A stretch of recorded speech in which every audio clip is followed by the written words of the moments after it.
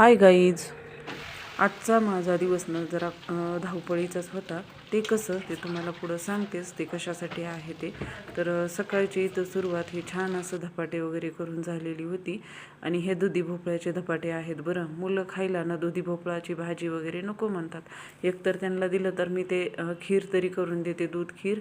नाहीतर मग हे असे धपाटे वगैरे. हलवा काही कधी ट्राय केला नाही, पण म्हणतात बरं खूप छान लागतात. पण कधीतरी मी म्हणजे ट्राय करेल, ते सांगेलच तुम्हाला.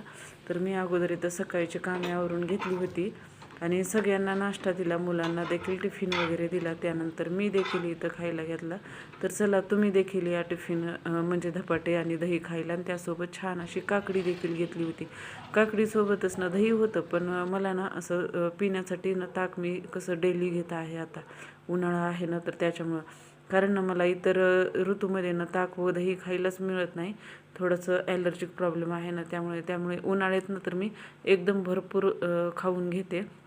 तर इथं असा नाश्ता वगैरे करून घेतला.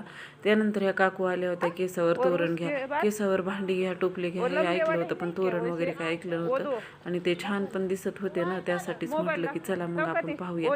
आणि होती माझ्याकडे थोडेसे केस. तुम्ही देखील हे असंच करत असताल ना, मला कमेंटमध्ये नक्की सांगा. आणि काकूंनी तोरण हे छान आणले होते. बरं, त्यांना उन्हामध्ये ना खूप ऊन होतं, तहान लागली म्हणून त्यांना पाणी वगैरे मी प्यायला दिलं होतं.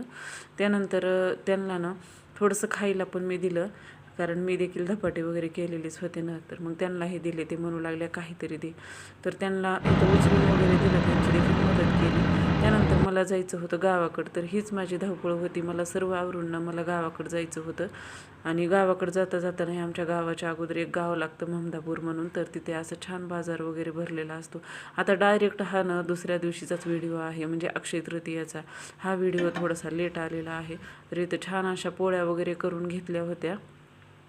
तर असो, तुम्हाला व्हिडिओ जर आवडला असेल तर लाईक, शेअर आणि सबस्क्राईब करा. आणि व्हिडिओ कसा वाटला ना ते देखील नक्की सांगा. तर तुमच्या इकडे ना अक्षय तृतीयाला पित्र वगैरे बोलून त्यांना जेवायला वगैरे घालतं, तर त्यांच्यासाठी हा स्वयंपाक पूर्ण असतो. तर तुमच्या इकडे कसं असतं ना, असंच असतं का काही वेगळी पद्धत आहे, ते देखील मला कमेंटमध्ये नक्की सांगा. आणि व्हिडिओ कसा वाटला ते नक्की सांगा. चला इथंच एंड करते. बाय.